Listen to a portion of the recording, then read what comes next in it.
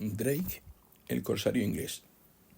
Capítulo 23 del libro La conquista del Perú. A los conflictos con estos focos de rebeldía indígena se sumó al final de la gobernación del virrey Francisco Toledo el causado por Inglaterra, con la figura del corsario Francis Drake como principal protagonista. El corsario entró en el Mar del Sur en 1579 a través del Estrecho de Magallanes. En la madrugada del 14 de febrero, Drake llegó a las inmediaciones del puerto de El Callao. Disponemos de una información que se hizo al respecto, en la cual los testigos declararon que, conocida la noticia de la aparición del corsario en la bahía de El Callao, el virrey mandó tañer las campanas del himno y hacer sonar un tambor para juntar a la gente. Según los testimonios, él mismo salió a la plaza mayor a lomos de su caballo con el estandarte real en su brazo y se colocó al frente de 200 hombres. Con ello se puso en camino del puerto. Sin embargo, aconsejado por los oidores de la audiencia, retrocedió para resguardar la ciudad. Asegurada esta, despachó correos a los corregidores de la costa para prevenirlos de un posible ataque. Retirado Drake, preparó 2 navíos con 250 soldados provistos de arcabuces, pólvora y munición, que salieron en su búsqueda sin lograr alcanzarlo. Otro barco zarpó hacia la Real Audiencia de Panamá para dar aviso de la llegada del corsario. Durante el camino debía avisar al navío San Juan Antonio, que zarpó de Paita 3 días antes, por lo que no pudo ser. 2 días más tarde de su salida, los 2 barcos que iban tras el inglés se volvieron sin acometerle, pero el virrey les impidió saltar a tierra. En un nuevo intento de capturar a Drake, hizo fundir varias piezas de artillería y armó otros 2 navíos con 200 soldados. Aunque estas naves llegaron hasta la ciudad de Panamá, no pudieron alcanzar al corsario. Allí pidieron bastimentos a la audiencia para continuar hasta Nicaragua. Sin obtener las provisiones requeridas, los vascos regresaron al Perú. Al mismo tiempo, el virrey mandó recoger en Lima todo el oro y la plata de su majestad que hubiera en Cuzco, Arequipa y Potosí. Con todo el metal concentrado en la ciudad, armó 3 navíos para llevar a tierra firme tanto el oro y la plata de su majestad como el de los particulares, prohibiendo a su general, el oidor Cepeda, tocar tierra hasta Panamá. La nao capitana Santa Isabel, que llevaba por maestre a Martín Monte, se perdió yendo de tierra firme a Cartagena, travesía en la que se hundió, perdiéndose la correspondencia enviada por Francisco de Toledo al rey, en la que se detallaba la situación del Perú. También se perdieron 3 cajones de plata labrada que Toledo enviaba a su criado Juan de Bardáez. La información en que los testigos subrayaban la diligencia con la que actuó el virrey no recoge, sin embargo, el hecho de que Drake, a bordo de la única nave con la que llegó hasta el Callao, robó la carga de un navío y hundió 12 barcas que estaban ancladas en el pueblo antes de dirigir su proa hacia el norte. En un intento de terminar con las correrías del corsario inglés por el Mar del Sur, Francisco de Toledo encargó a Pedro Sarmiento de Gamboa efectuar una campaña de reconocimiento para buscar los sitios más propicios donde alzar una serie de fortificaciones. Según sus instrucciones, la flotilla, cuyo derrotero era el opuesto al seguido por Magallanes, debía cartografiar con mayor detalle toda la costa, buscando sitios propicios para poblar y tomar posesión en nombre de su majestad de todas las tierras que pisase. Tras las ceremonias y solemnidades habituales, los escribanos reales darían fe y testimonio de todo ello. En el caso de encontrar indios, Sarmiento debía tomar algunos como lenguas e indagar acerca de su religión, de la forma de gobierno, de los tributos, y averiguar si en la tierra había metales o especiaría. En el caso de cruzarse con navíos de ingleses o hallar algún poblado por ellos, Sarmiento averiguaría el número de hombres y armas de los que disponía. En el caso en el que se topara con Drake, las órdenes eran expeditivas. Pero si encontráredes o tuviéredes noticia del navío en que va Francisco de Rázquez, corsario inglés, que ha entrado en esta mar y costa del sur y ha hecho los daños y robos que sabéis, procuraréis de lo prender, matar o desbaratar, peleando con él, aunque se arriesgue cualquiera cosa a ello, pues lleváis bastante gente, munición y armas para poderle rendir, y conforme a la gente y fuerza que él lleva o puede llevar, y esto haréis con gran diligencia, sin perder en ello ocasión, porque sabéis de cuánta importancia será para el servicio de Dios nuestro Señor y de su majestad, y bien de estos reinos, que este corsario sea preso, castigado, y Dios nuestro Señor, en cuyo servicio se hace, os dé la fuerza para ello, y prendiéndole vos y vuestros oficiales y soldados seréis muy bien gratificados del robo mismo que llevan hecho, y se os harán otras mercedes, y en sí os lo prometo en nombre de su majestad real. En octubre de 1579, Sarmiento salió con 2 barcos desde el puerto de Callao, Un mes después de su partida, las naves llegaron al estrecho de Magallanes, en que se adentró en Nuestra Señora de la Esperanza, pues el San Francisco, capitaneado por el almirante Juan de Villalobos, hubo de regresar a puerto para no ser destruido por los temporales. Sarmiento lo recorrió en sentido inverso al de Magallanes, cartografiándolo y dando nombres a sus puertos y lugares más singulares. El 24 de febrero entró en el Atlántico y puso rumbo a España. Durante su travesía fue atacado por un corsario francés cerca de las islas de Cabo Verde, desde donde envió un patache para informar al virrey de todo lo descubierto. Con el fin de poblar tan estratégico paso, se organizó una expedición que tuvo por capitán general a Diego Flores Valdés, que había llevado a Francisco de Toledo al Perú en 1569. Los cargos de gobernador y capitán general de los nuevos asentamientos recayeron en el Sarmiento de Gamboa. Antes de la partida comenzaron las desavenencias entre ambos, pues Sarmiento consideraba que el otoño era una mala fecha por la cantidad de temporales que azotaban esos mares. Pese a la advertencia, a finales de septiembre de 1581, la flota de 23 barcos y 3.000 tripulantes entre marineros y pobladores partió de Sanlúcar. Poco después de levar anclas, una tormenta echó a pique 5 navíos en las costas de Cádiz, obligando al resto a regresar a puerto. En el naufragio murieron 800 personas. En diciembre se reemprendió la marcha. La Armada hizo escala en las islas de Cabo Verde y llegó a Río de Janeiro en marzo de 1582. Allí se pasó el invierno austral. Ya en noviembre, los 16 barcos que se mantenían útiles se dirigieron hacia el estrecho de Magallanes. Antes un temporal hundió un bergantín y una nao. En el naufragio perecieron 300 hombres. Más adelante, una nueva tormenta hizo que se perdiera otra nave. Cerca del Río de la Plata, 3 barcos se volvieron a Río de Janeiro, mientras otros 3 entraron en la tierra para dejar a Alonso de Sotomayor gobernador de Chile. En enero de 1583, en medio de vientos contrarios, los barcos que se quedaban en condiciones entraron en el estrecho para, después de varios motines, regresar a Río en mayo. Una vez allí, el general Diego de Alcega, al mando de 4 naos enviadas para abastecer la expedición, comunicó a los 2 hombres que urgía fortificar el estrecho antes de la llegada de los corsarios franceses que trataban de entrar en el Mar del Sur.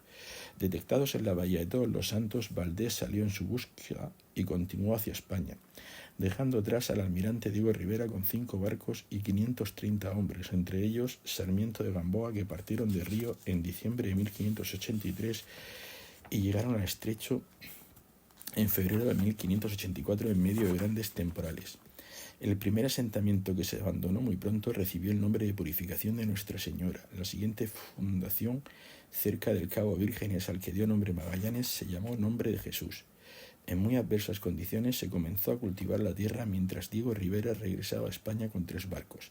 En Nombre de Jesús quedó la nao Santa María del Castro y los restos de la Trinidad, que fueron empleados por las 340 personas que allí quedaron bajo la gobernación de Sarmiento, que trató de encontrar un lugar más propicio para fundar un nuevo asentamiento. Después de combatir con los indígenas, fundó en marzo de 1584 la ciudad del rey Don Felipe. El frío y la escasez de víveres obligó a cambiar de sitio una vez más. En un intento de regresar a Nombre de Jesús, la nave de Sarmiento, arrastrada por una tormenta, llegó al sur de Brasil. Incapaz de volver al estrecho, Sarmiento trató de llegar a España. Después de reponerse de una enfermedad mientras cruzaba el Atlántico a bordo de una carabela portuguesa, recordemos que Portugal fue incorporado a los dominios de Felipe II en 1581, o sea, era España, fue capturado por unos corsarios ingleses que lo llevaron a su país en septiembre de 1586, donde fue recibido por la reina Isabel I, que la usó como emisario para hacer llegar a Felipe II una oferta de paz. Durante su viaje a España, los hugonotes lo apresaron en París. Sarmiento permaneció encarcelado 3 años. Una vez liberado, llegó a España en 1590. Allí supo que todos sus compañeros habían muerto, excepto el escribano Tomé Hernández, llevado a Lima por un barco inglés, y otro español del que no se conserva el nombre, también rescatado por ingleses, que fueron los únicos supervivientes de su expedición. Antes de que Sarmiento fuera conducido a Inglaterra, Drake, nombrado ser por su reina, siguió saqueando las ciudades españolas, dañando así el socorro económico que éstas daban a las guerras que se desarrollaban en Europa. Como respuesta al ataque del corsario a Santo Domingo, cuyas iglesias fueron profanadas, el 18 de mayo de 1585, Felipe II envió una real cédula a Álvaro de Bazán, primer marqués de Santa Cruz y capitán general del Mar Océano, En ella le ordenaba enviar al Caribe a Álvaro de Flores de Quiñones, capitán de la flota de la Nueva España antes del comienzo de la época de huracanes, para recoger el oro y la plata. Flores debía asimismo informar sobre los movimientos de Drake y atacarlo a su vuelta a Inglaterra. En el documento el rey pidió a don Álvaro que con sumo secreto le propusiera qué otra forma de venganza se podía intentar este año que escarmentase y doliese a ingleses, tocándoles en sus casas propias o en Irlanda o en otra parte. Vencedor en Gravelinas y derrotado en La Coruña, Drake volvió a atacar la América española. Derrotado en Panamá en 1596, murió de disentería frente a las costas de Portobelo. 4 años antes había fallecido Sarmiento de Gamboa en Lisboa, después de regresar a la corte española y ser nombrado almirante de la flota encargada de proteger los barcos de la carrera de Indias, aunque en mayo de 1592 zarpó de Cádiz con 21 barcos rumbo al Nuevo Mundo. Su mal estado de salud le obligó a regresar para hallar la muerte en la ciudad portuguesa. En los estertores del siglo XVI la situación era muy diferente a la que se vivía en 1524, fecha en la que arrancó el proceso de conquista y pacificación del Imperio Inca. Si Francisco Pizarro y sus compañeros hubieron de enfrentarse a una sociedad teocrática y tecnológicamente anclada en el Neolítico, el Virreinato de Perú se había convertido en una pieza fundamental de un imperio, el español, amenazado por las potencias europeas que trataban de terminar con una hegemonía que, tras la incorporación de los dominios portugueses, había alcanzado su máxima escala territorial. Debido en gran medida a esta pugna entre imperios y a las tensiones internas, 3 siglos después el virreinato se cuarteó y dio lugar a una serie de naciones soberanas en las que sobreviven los restos de aquel naufragio. Fin del capítulo 23. La conquista del Perú, capítulo 24. Pizarro y Almagro, imagen y canonización del conquistador. La conquista del Perú se debió fundamentalmente al empeño de 2 figuras que, como tantas otras de aquella época, fueron capaces de esquivar la vida que el destino parecía depararles. Francisco Pizarro nació en Trujillo entre 1478 y 1483. Fue hijo bastardo de Gonzalo Pizarro el Largo, capitán de infantería en Italia a las órdenes del gran capitán que halló la muerte en la guerra de Navarra, y de Francisca González, hija de unos labradores. Gonzalo Pizarro y Rodríguez de Aguilar, también apodado el Romano, fue padre de otros 10 hijos, 3 de ellos el legítimo Hernando y los también bastardos Juan y Gonzalo, hermanastros de Francisco, pasaron con el conquistador a las Indias junto a otro medio hermano materno llamado Francisco Martín de Alcántara. Diego de Montenegro Gutiérrez, hijo bastardo de Juan de Montenegro, copero del maestre Calatrava, que ha pasado a la historia como Diego de Almagro, nació entre 1475 y 1480 en Malagón o en Aldea del Rey según unos, o en Almagro, que adoptó como apellido según otros. Tras una dura infancia, el joven Diego se embarcó en la armada de Pedrarias Dávila en 1514. Ya en tierra firme participó en la expedición a la región de París, capitaneada por el licenciado Gaspar de Espinosa, que había llegado en la misma flota. Es posible que Almagro estuviera a las órdenes de Francisco Pizarro durante aquella entrada, en la que demostró sus dotes guerreras. Así lo destacó el soldado cronista Pedro Pizarro, que dijo que don Diego de Almagro era muy buen soldado y tan gran peón que por los montes muy espesos seguía a un indio solo por el rastro, que aunque le llevase una legua de ventaja lo tomaba. En 1518 Almagro participó en los preparativos de la expedición de Vasco Núñez de Balboa. Probablemente como pago por sus servicios, Diego de Almagro, al igual que Francisco Pizarro y el padre Hernando de Luque, obtuvo una encomienda en la isla de Taboga, en la bahía de Panamá. La conquista del Nuevo Mundo está plagada de duplas de personajes, de pares complementarios en los que la épica exagerada de unos, imprimida por sus cronistas, supone el silencio de los hechos relevantes de otros, si no olvidados, parcialmente ignorados y denostados en los relatos históricos. Pizarro y Almagro, como Nicuesa y Ojeda o Pedrarias y Balboa, no fueron una excepción.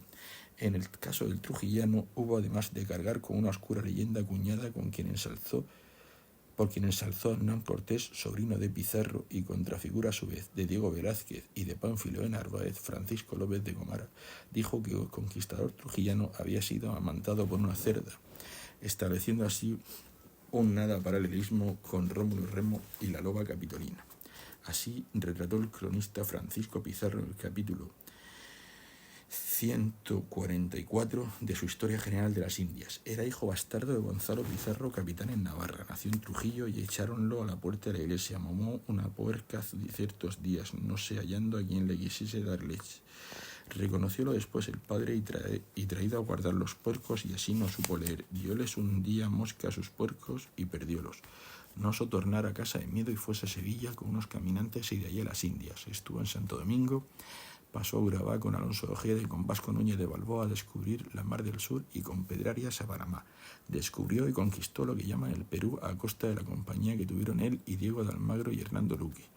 Halló y tuvo más oro y plata que ningún otro español de cuantos han pasado a las Indias, ni que ninguno de cuantos capitanes han sido por el mundo. No era franco ni escaso, no pregonaba lo que daba, procuraba mucho por la hacienda del rey, jugaba largo con todos sin hacer diferencia entre buenos y ruines. No vestía ricamente, aunque muchas veces se ponía una ropa de martas que Fernando Cortés le envió. Holgaba de traer los zapatos blancos y el sombrero porque así lo traía el gran capitán.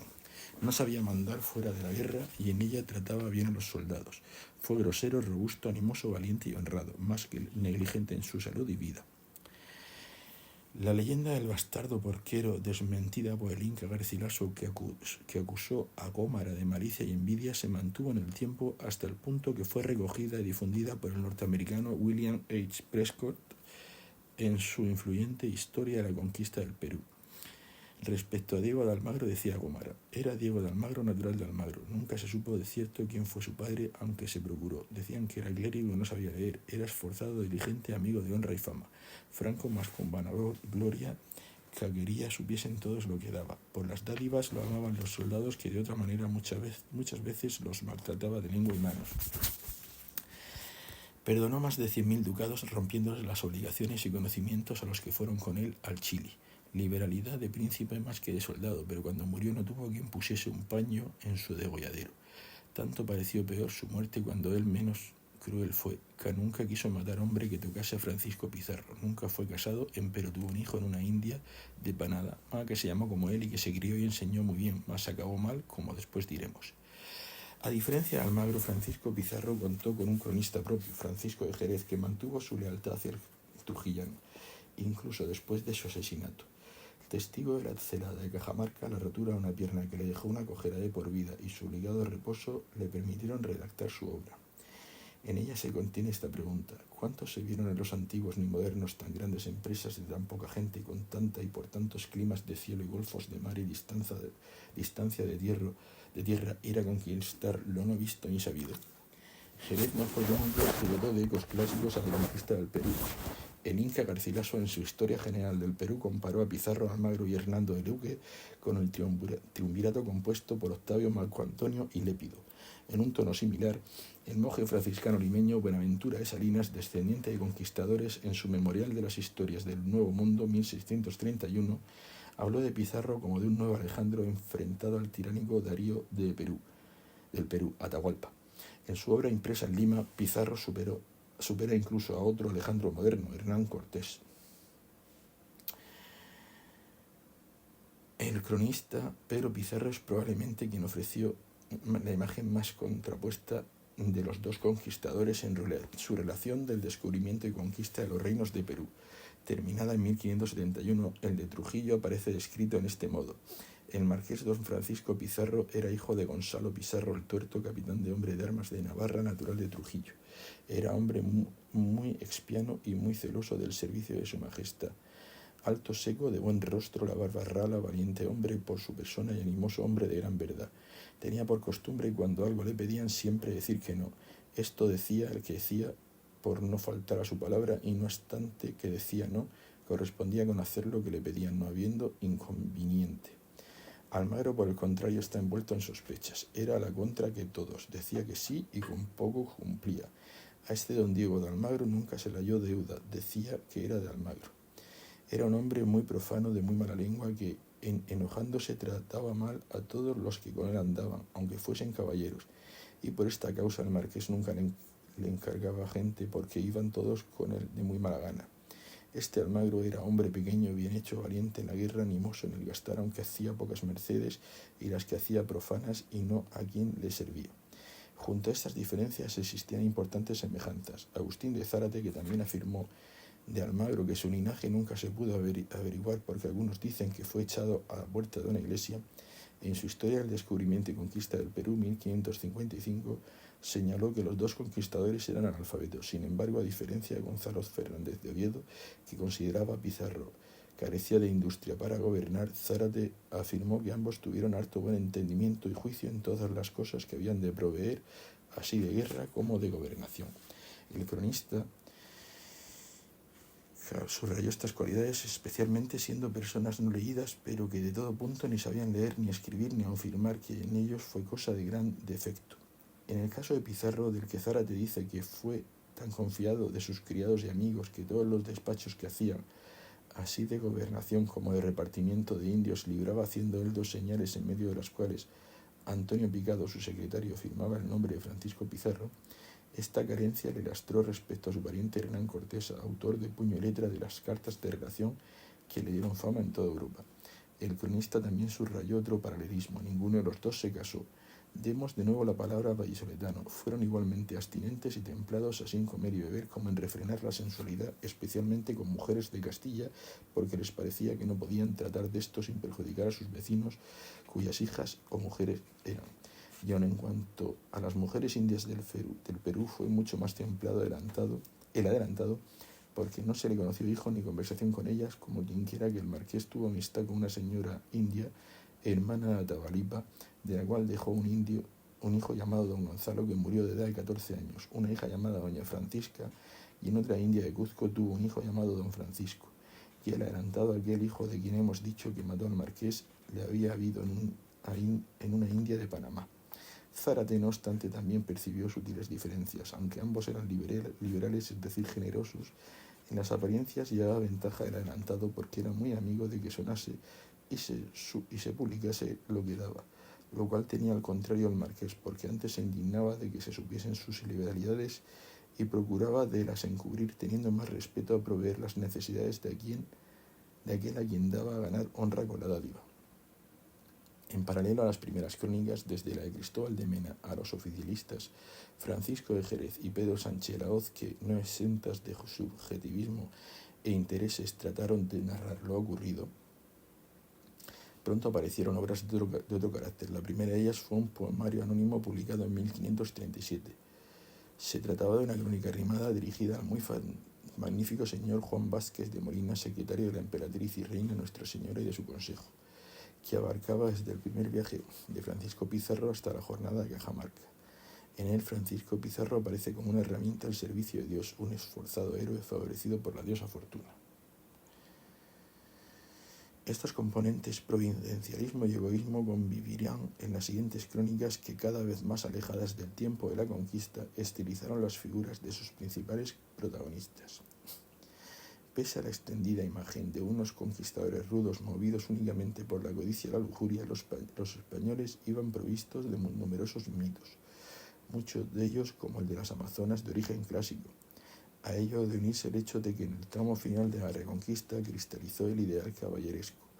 Los españoles, en efecto, buscaban oro, pero también tenían un afán de trascendencia, y de ahí que en sus escritos sea frecuente el anhelo de dejar fama y memoria de sus hazañas. Todo ello propició que fraguara un canon de conquistador nutrido en ocasiones por los hechos protagonizados por algunos de ellos. Tal y como afirmó el novohispano Baltasar Dorantes de Carranza, a Hernán Cortés no le faltaron imitadores. El propio Cortés, en su quinta carta de relación, dejó estas líneas: según lo que yo he sentido, muy católico príncipe, puesto que desde el principio que comencé a entender en esta negociación, yo he tenido muchos diversos y poderosos émulos. Aunque el de Medellín también confesaba tener contrarios, sus éxitos, que le convirtieron en espejo para muchos, sirvieron para conectar el nuevo mundo con el antiguo. La canonización de los conquistadores, por otro lado, se nutrió de modelos primigenios como Héctor, Alejandro o Julio César. A Francisco Pizarro no le acompañaron cronistas de la calidad de los que arropan a Cortés, pero el de Trujillo, tal y como hemos visto, obtuvo el reconocimiento de la corona y fue incluido en numerosas obras dramáticas del Siglo de Oro, en las cuales se fijó el estereotipo del conquistador español. Entre ellas destacan las tres comedias compuestas por Tirso de Molina, también conocidas como la trilogía de los Pizarros, La primera de ellas, Todo es dar en una cosa, presenta a un Francisco Pizarro que se eleva sobre su condición de hijo ilegítimo criado en el campo, que sin embargo atesora ideas nobles y que incluso tiene una disputa con un joven Hernán Cortés. La siguiente, titulada Amazonas en las Indias, incorpora a estas míticas mujeres cuya reina trata de seducir sin éxito a Gonzalo Pizarro. Después de rechazar la corona del país de la canela, sus hombres, a pesar de sus resistencias, lo proclaman rey del Perú. Gonzalo, tal y como ocurrió en la historia real, es finalmente ejecutado. La tercera obra, La alianza contra la envidia, está dedicada a Hernando Pizarro. En ella se presenta un Hernando Pizarro valeroso que rompe el cerco de Cuzco. El ajusticiamiento de Diego Almagro lo conducirá a su prisión española. Allí tendrá noticia del asesinato de su hermano Francisco, de la ejecución de Gonzalo y de las guerras civiles desatadas en el Perú. La obra se cierra con el perdón del rey y el matrimonio con su sobrina Francisca. En este mismo siglo, el jesuita Rodrigo de Valdés, criollo perteneciente a una de las familias más poderosas del Perú virreinal, compuso el poema Fundación y grandezas de la muy noble y leal ciudad de Lima, publicado en Madrid en 1687.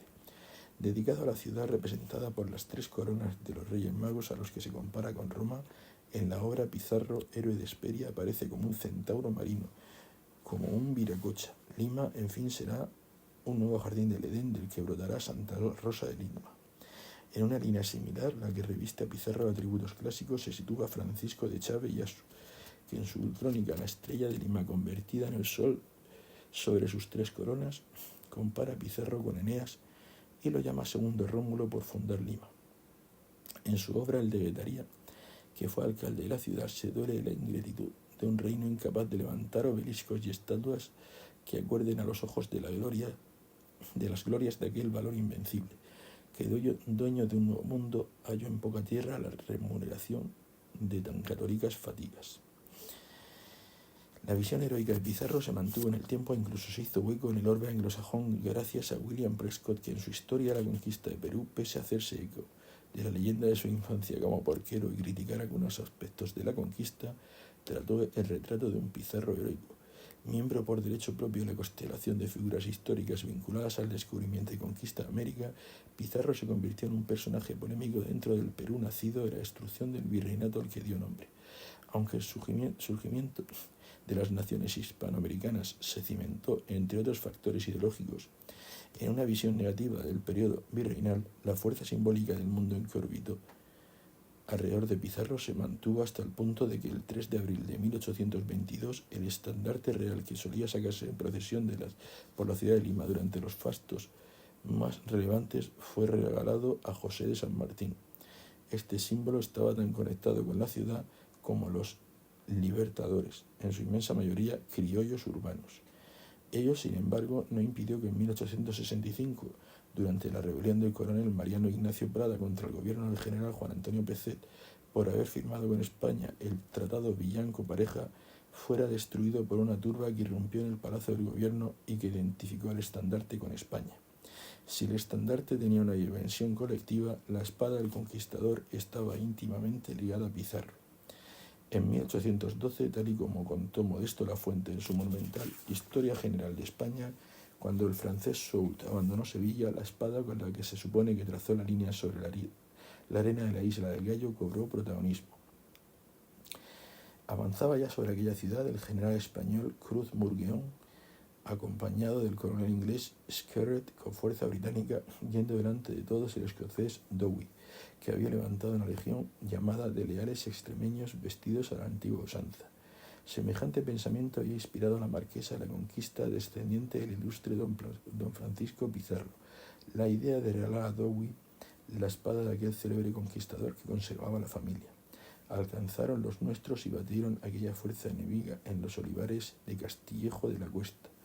Prosiguiendo los ataques, obligáronla a replegarse sobre el barrio de Triana, separado de Sevilla por el Guadalquivir. Marchando delante los aliados, metiéronse en Triana, empeñándose un recio combate en la cabeza del puente. El intrépido Dowie quiso saltar él solo a caballo por un hueco que las tablas del puente dejaban.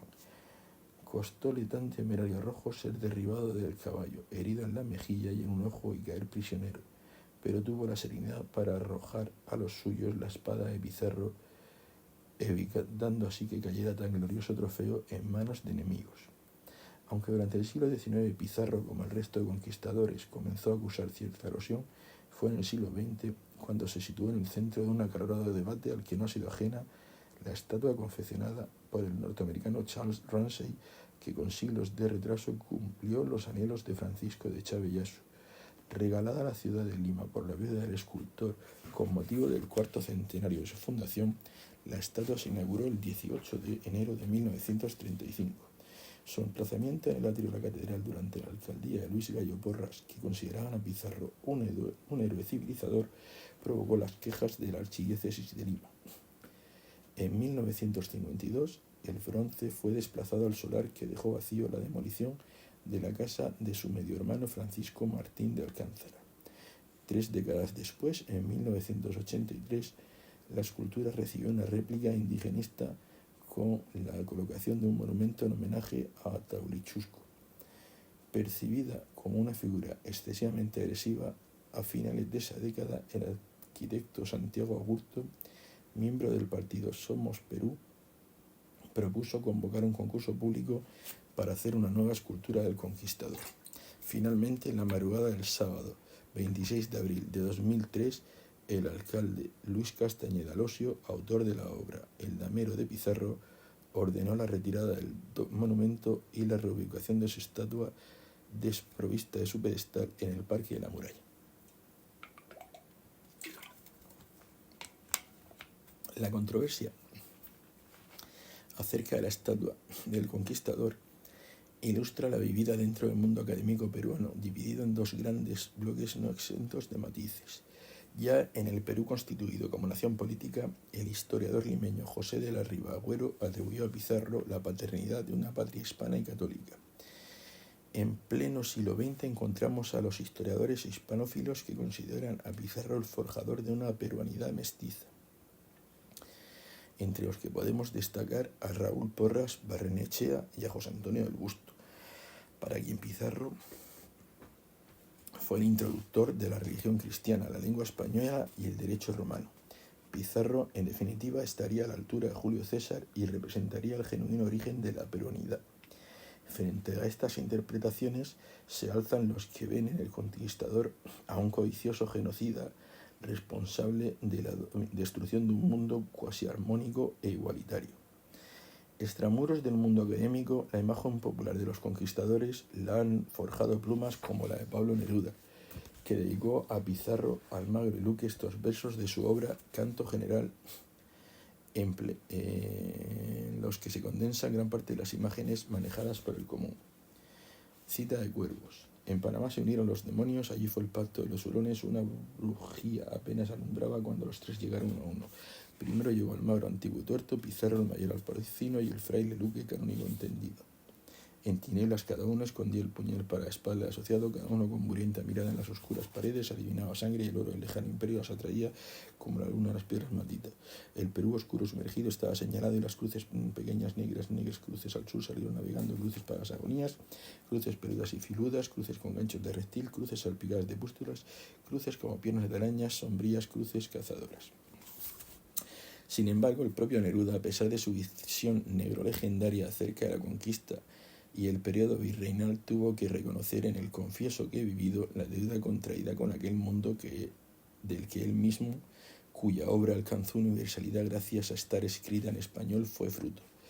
Qué buen idioma el mío, qué buena lengua heredamos de los conquistadores torvos. Estos andaban azancadas por las tremendas cordilleras, por las Américas encrespadas, buscando patatas, butifarras, frijolitos, tabaco negro, oro, maíz, huevos fritos, con aquel apetito voraz que nunca más he visto en el mundo.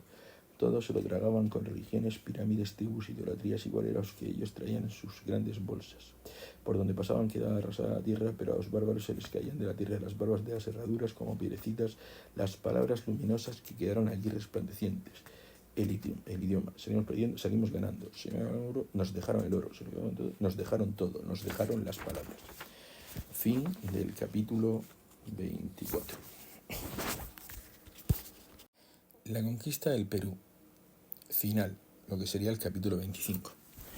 Chancas, guaris, chapapoyas, incas, cañeris, amazonas, aullagas, pizarristas, sanmaristas, realistas. Esta amorosa numeración rompe la simplista calificación que distingue sin mayor matiz entre indígenas y españoles.